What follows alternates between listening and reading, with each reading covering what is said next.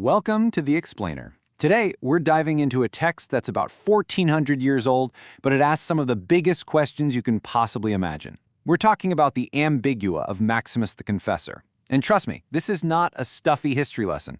It's a look at one brilliant mind trying to untangle the very nature of God and reality.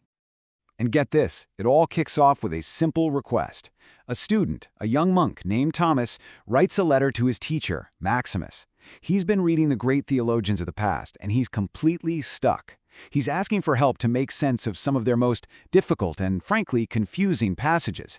He needs a guide. So, here's our game plan for today. We're going to follow along as Maximus answers Thomas's questions. We'll see how he tackles these massive puzzles, from the mind-bending nature of God all the way to the ultimate destiny of humanity itself. Okay, let's set the scene.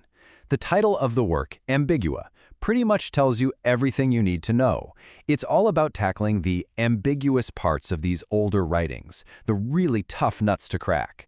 Thomas isn't asking easy questions here.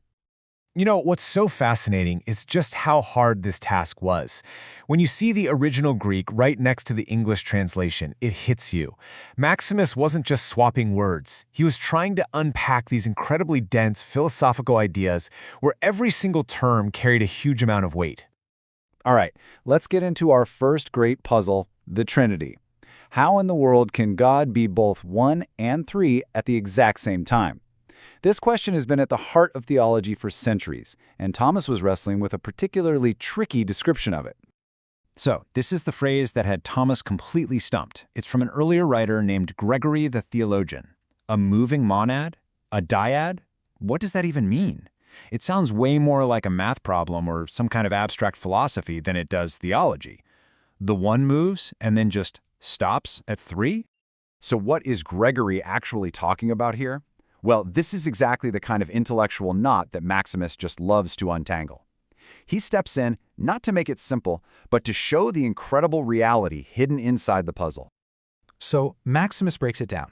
He says, look, the monad is just a term for God's perfect, absolute oneness. And the Trinity is how that perfect oneness actually exists, as a relationship of three persons. So the movement he talks about, it's not something happening in time, like God is walking from point A to point B. Think of it more as an eternal, dynamic relationship within God's own being. And here's the crucial takeaway. God is eternally one single essence and three distinct persons. It's not a contradiction that 1 equals 3. It's a reality that's just way beyond our basic math. The oneness doesn't get split into 3 parts. The oneness is the 3, and the 3 are the 1. It's a perfect dynamic unity. Now, this idea of unity and distinction is absolutely essential. You have to keep it in mind, because it leads us right into the central mystery of Christianity and the very next puzzle Maximus has to solve, the Incarnation. And this is a huge one. How could Jesus be both fully God and fully man? I mean, think about it. If he's truly God, he's infinite and can't change or suffer. But if he's truly human, he has to be able to do those things. It seems like a complete unsolvable paradox. To solve this, Maximus does something really cool. He doesn't try to dodge the difficult parts. In fact, he leans right into them and explains how it's not only possible, but actually perfectly logical to talk about a suffering God. He basically lays out a rule, a principle for how to think about this. He says, when we talk about Jesus, we have to be really, really precise about which aspect of him we're referring to. Are we talking about his eternal, divine nature? Or are we talking about the human compound, the humanity that he took on in a specific time and place? Now, the key concept here is a Greek word, hypostasis, and it is so important. The easiest way to think about it is that hypostasis refers to the single, unified who of Jesus. He isn't two different beings, a divine one and a human one, sort of stitched together. Nope. He is one single person. And this is where his logic just brilliantly comes together. Because Christ is one single person, that one hypostasis, who has two complete natures, everything that happens to either of those natures happens to that one person.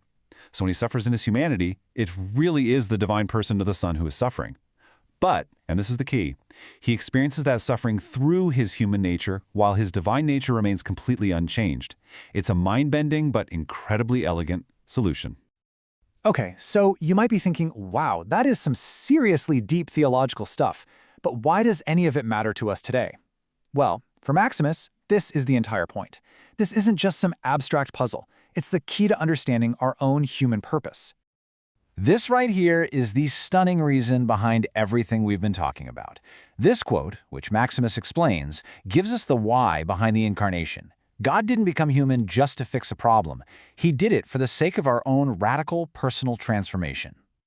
This whole idea has a name, Theosis, or deification, and the logic behind it is as simple as it is profound.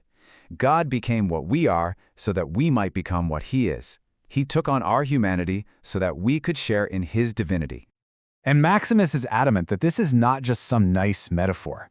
He's saying that by uniting humanity and divinity in His own person, Christ literally forged a new path for us. He opened a real way for our human nature to be glorified and to share in God's own life, all without us ceasing to be human. And that really is the ultimate takeaway. This ancient text isn't just an intellectual exercise, it presents a radical, absolutely breathtaking vision for what it means to be human. It forces us to ask ourselves, what is the true horizon of our own potential? For Maximus, the answer is nothing less than becoming like God.